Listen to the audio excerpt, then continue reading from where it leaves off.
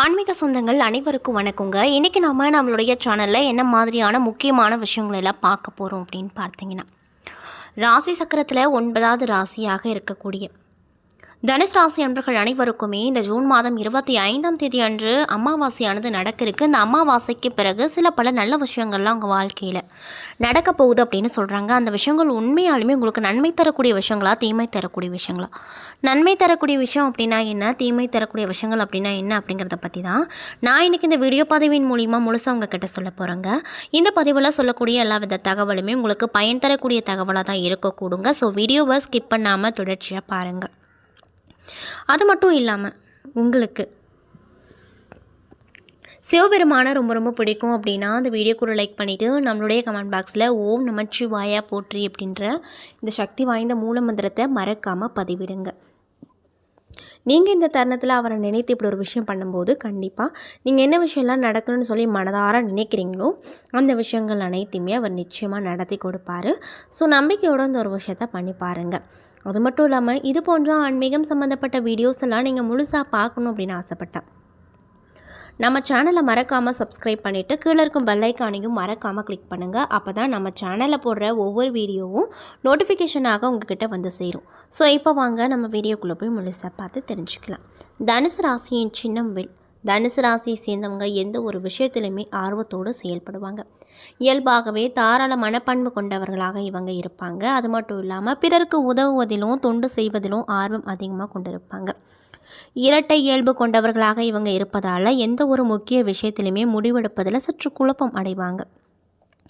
மேலும் தனுசு ராசியின் சிறப்பு குணம் என்ன அப்படின்னு பார்த்தீங்கன்னா, பிறரின் மனதை புரிந்து கொண்டு அவர்களின் உணர்வுகளுக்கு மதிப்பு கொடுக்கக்கூடிய நபர்களாக இயற்கையாகவே காணப்படுவாங்க. மிகவும் தைரியசாலியாகவும் கடினமான சூழ்நிலையை கூட பொறுமையாக கையாளக்கூடியவர்களாகவும் காணப்படுவாங்க. தங்களின் வாழ்க்கையில் புத்திசாலித்தனமாகவும் கடின உழைப்பாலும் முன்னேற வேண்டும் அப்படின்னு நினைக்கக்கூடியவர்களாகவும் இருப்பாங்க. குரு பகவான் ஆளக்கூடிய ராசி தனுசு அப்படிங்கிறதுனால இவங்க செல்வாக்கு மிக்கவராக இருப்பாங்க. கல்வி நிர்வாகம், மருத்துவம், ஆன்மீகம், அரசியல், நீதித்துறை போன்றவற்றில் சிறப்பாக செயல்படுவாங்க. அது மட்டும் இல்லாமல் பிறரின் மதிப்பும் மரியாதையும் பெறக்கூடிய நபர்களாகவும் இருப்பாங்க. சகல வித்தைகளையும் கற்றுத்தரக்கூடிய குரு ஆசியை ஆள்வதால் கல்வி, புத்தக வியாபாரம், ஹோட்டல் தொழில் போன்றவற்றில் அதிக வெற்றி இவர்களால் பெற முடியும் அப்படின்னு சொல்லப்படுது. மேலும் தனுசு ராசியை சேர்ந்தவங்க தங்களுடைய குடும்ப வாழ்க்கையில் பொறுப்போடு உறவுகளை சிறந்த முறையில் கையாளக்கூடியவர்களாகவும் இருப்பாங்க.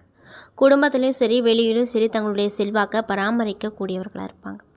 காதல் விஷயத்தில் தனுசு ராசியினர் நம்பிக்கை உரியவர்களாக இருப்பாங்க. இவர்களின் இயல்பு மற்றும் இனிமையான பேசும் விதம் காதலில் ரொம்ப உண்மையான விஷயங்களை உணர்த்தக்கூடிய நபர்களாக இருப்பாங்க. இவர்களின் தனிப்பட்ட குணத்தால் எதிர்பார்த்தாலும் ஈர்க்க அதிகமாக இருக்கும். மேஷம், மிதுனம், சிம்மம், கன்னி, கும்பம் மற்றும் மீனம் ஆகிய ராசிக்காரர்களோடு தனுசு ராசினர் மிகவும் நட்பாகவும் திருமண பொருத்தமாக அமைஞ்சிருக்கு. அது மட்டும் இல்லாமல் தனுசு ராசிக்குரிய ராசிகள் புஷ்பரகம். இவர்கள் தங்களின் 23 மற்றும் 27 மற்றும் 32 வயதில் வாழ்க்கையில் சிறப்பான முன்னேற்றத்தை அடைவாங்க. இவர்களுக்கு மஞ்சள், சிகப்பு, ஆரஞ்சு நிறங்கள் மிக உகந்ததாக சொல்லப்படுதுங்க. அது மட்டும் இல்லாமல் இந்த தனுசு ராசியில் இருக்கக்கூடிய நட்சத்திரங்கள்ல என்னென்னு பார்த்தீங்கன்னா, மூல நட்சத்திரம், பூரடானம் நட்சத்திரம், உத்திரடாதம் நட்சத்திரம். மேலும் தனுசு ராசி எந்த பஞ்சபூதங்களின் உறுப்பு அப்படின்னு பார்த்தீங்கன்னா நெருப்பு ராசியை சொல்லப்படுது. மேலும் இந்த ராசிக்குரிய அதிபதி யாருன்னு பார்த்தீங்கன்னா தேவகுரு என்று அழைக்கப்படக்கூடிய பிரகஸ்திபதி. மேலும் தனுசு ராசியின் தன்மை என்ன அப்படின்னு பார்த்தீங்கன்னா தனுசு ராசியின் இரட்டை இயல்புடையவர்களாக இருக்கும். இதனால் இவங்க தன்மை இரட்டை தன்மை அப்படின்னு சொல்லப்படுது. மேலும் இந்த ராசி அடையாளம் வில். தனுசு ராசிக்கான அதிர்ஷ்டக்கல் புஷ்பரகம். தனுசு ராசிக்கு உகந்த ராசி மேஷம், மிதுனம், சிம்மம், கன்னி, கும்பம், மீனம் அப்படின்னு சொல்லப்படுதுங்க.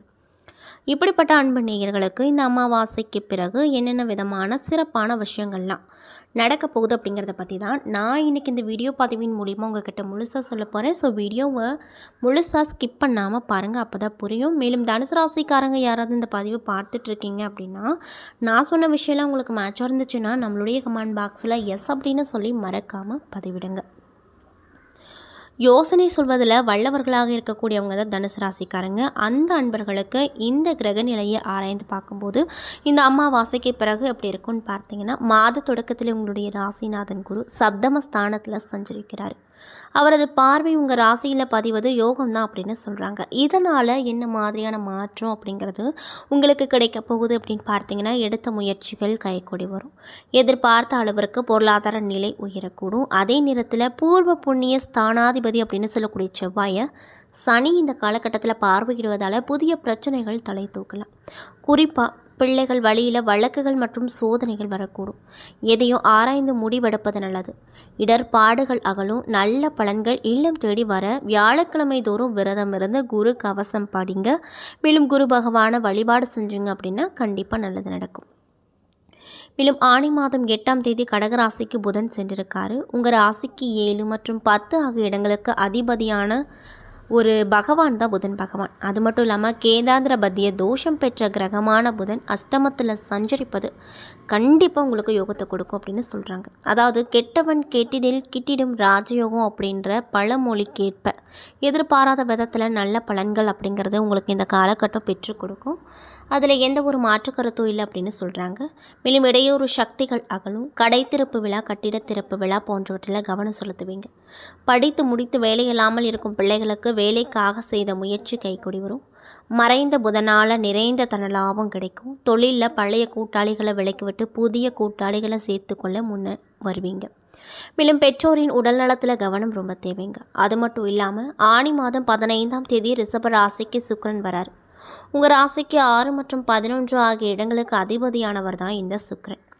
ஆனாலுமே உங்கள் ராசிநாதன் குருவிற்கு பகை கிரகமாக விளங்கக்கூடியவர் இவர் தான். மேலும் அவர் பகை வீட்டில் சஞ்சரிப்பது அவ்வளவு நல்லது கிடையாது அப்படின்னு சொல்கிறாங்க. இதனால் என்ன விதமான விஷயம் உங்களுக்கு நடக்குன்னு பார்த்தீங்கன்னா, எதிரிகளின் பலம் கூடும். எதிர்ப்புகள் அனைத்துமே நீங்க போகுது. எதிர்பார்ப்பு அனைத்துமே நடக்க போகுது. உதறிய வருமானங்கள் குறையும். உள்ளத்தில் நினைத்ததை உடனடியாக செய்ய முடியாது. வழக்குகளில் புதிதாக வந்து சேருங்க. இன்னும் சிலருக்கு வருமான பற்றாக்குறையின் காரணமாக கடன் வாங்க வேண்டிய சுச்சுவேஷன் அமையக்கூடும். எதையும் யோசித்து செய்யக்கூடிய ஒரு நிலை அப்படிங்கிறது இந்த காலகட்டம் உங்களுக்கு ஏற்படுத்தி கொடுக்கும்.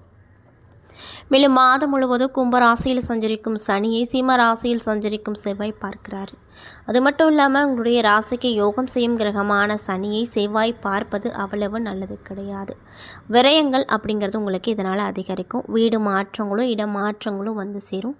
உறவினர் பகை உண்டு. பிறரை நம்பி ஒப்படைத்த பொறுப்புகள் நடைபெறாமல் போகலாம். கடன் அதிகமாக வாங்கும் சூழ்நிலை உருவாக்கக்கூடும். உடல் நலத்தில் திடீர் பாதிப்புகள் ஏற்பட்டு மருத்துவ செலவுகள் கூடும். வாங்கிய சொத்துக்களில் வில்லங்கங்களும் பத்திரப்பதிவில் தடைகளும் உருவாக்கக்கூடும் அப்படின்னு சொல்கிறாங்க. மேலும் பொது வாழ்வில் ஈடுபட்டிருக்கக்கூடிய தனுசு ராசிக்காரங்களுக்கு இந்த காலகட்டம் எப்படி இருக்கும் அப்படின்னு பார்த்தீங்கன்னா, பொறுப்புகளில் மாற்றம் ஏற்படும். வியாபாரம் மற்றும் தொழில் செய்பவர்களுக்கு வாடிக்கையாளர்களின் எண்ணிக்கை அப்படிங்கிறது அதிகரிக்குங்க. மேலும் உத்தியோகத்தில் இருக்கக்கூடியவங்களுக்கு சக பணி ஆட்களால் பிரச்சனைகள் ஏற்படும். அதனால் பணியிடத்தில் ரொம்ப கவனமாக இருங்க. மேலும் கலைஞர்களுக்கு பாராட்டு அப்படிங்கிறது கிடைக்கப்பெற்று ரொம்ப மகிழ்ச்சிகரமாக காணப்படுவீங்க அப்படின்னு சொல்லப்படுறாங்க. மேலும் மாணவ மற்றும் மாணவியர்களுக்கு படிப்பில் அக்கறை அப்படிங்கிறது கூடும். பெண்களுக்கு நல்ல சந்தர்ப்பங்கள் இந்த காலகட்டத்தில் தானாகவே தேடி வரும். வருமான பற்றாக்குறை அப்படிங்கிறது இந்த காலகட்டத்தில் குறையக்கூடும் அப்படின்னு சொல்லப்படுதுங்க. அதே போல் நீங்கள் என்ன மாதிரியான விஷயத்த பரிகாரமாக இந்த காலகட்டத்தில் பண்ணணும்னு பார்த்தீங்கன்னா, எந்த ஒரு செயலிலும் வெற்றி பெற தினமும் திருவாசகம் படிக்கவும், தொட்டது துவங்க வியாபாரத்தில் நல்ல விதமான விஷயங்கள் நடக்க, அது மட்டும் இல்லாமல் விரயத்தை சுப விரயமாக மாற்ற மஞ்சள் அபிஷேகம் செய்து சிவனை வழிபட்டீங்க அப்படின்னா நல்ல விஷயங்கள் நடக்கும் அப்படின்னு சொல்கிறாங்க. என்ன நண்பர்களே, இந்த பதிவின் மூலியமாக நம்ம தனுசு ராசியை சேர்ந்தவங்க அனைவருக்குமே இந்த ஜூன் மாதம் 25ஆம் தேதி அன்று அமாவாசையானது நடக்குது. இந்த அமாவாசைக்கு பிறகு சில பல நல்ல விஷயங்கள்லாம் அவங்க வாழ்க்கையில் நடக்க போகுது. அந்த விஷயங்கள் உண்மையாலுமே உங்களுக்கு நல்ல விஷயங்களா இல்லை தீமை தரக்கூடிய விஷயங்களா? தீமை தரக்கூடிய விஷயம் அப்படின்னா அதை தடுக்கிறதுக்கு என்ன மாதிரியான விஷயங்களை பரிகாரமாக பண்ணணும் அப்படிங்கிறத பற்றியும் நான் இந்த வீடியோ பதிவின் மூலியமாக உங்கள்கிட்ட முழுசாக சொல்லியிருப்பேங்க. இந்த பதிவில் வந்து சொல்லியிருக்கக்கூடிய எல்லா வித தகவலுமே உங்களுக்கு பயன் தரக்கூடிய விஷயங்களாக தான் அமைஞ்சிருக்கும். ஸோ வீடியோ பிடிச்சிருந்தால் லைக் பண்ணுங்கள், ஷேர் பண்ணுங்கள். அது மட்டும் இல்லாமல் இது போன்ற ஆன்மீகம் சம்மந்தப்பட்ட வீடியோஸ் எல்லாம் நீங்கள் முழுசாக பார்க்கணும் அப்படின்னு நினச்சா நம்ம சேனலை சப்ஸ்கிரைப் பண்ணிவிட்டு கீழே இருக்கும் பெல் ஐக்கானையும் மறக்காமல் கிளிக் பண்ணுங்கள். அப்போ தான் நம்ம சேனலில் போடுற ஒவ்வொரு வீடியோவும் நோட்டிஃபிகேஷனாக உங்கள்கிட்ட வந்து சேருங்க. அது மட்டும் இல்லாமல் உங்களுக்கு சிவபெருமானை ரொம்ப பிடிக்கும் அப்படின்னா இந்த வீடியோக்கு ஒரு லைக் பண்ணிவிட்டு நம்மளுடைய கமெண்ட் பாக்ஸில் சிவபெருமானுக்கு போற்றி அப்படின்னு சொல்லி மறக்காமல் 3 முறை பதிவு பண்ணுங்கள். இந்த தருணத்தில் நீங்கள் அவரை நினைத்து இப்படி ஒரு விஷயம் பண்ணும்போது கண்டிப்பாக அவர் உங்களுக்கு நிறைய விதமான நல்ல மாற்றத்தை ஏற்படுத்தி கொடுப்பாரு. நம்பிக்கையோடு இந்த ஒரு விஷயத்தை பண்ணுங்கள்.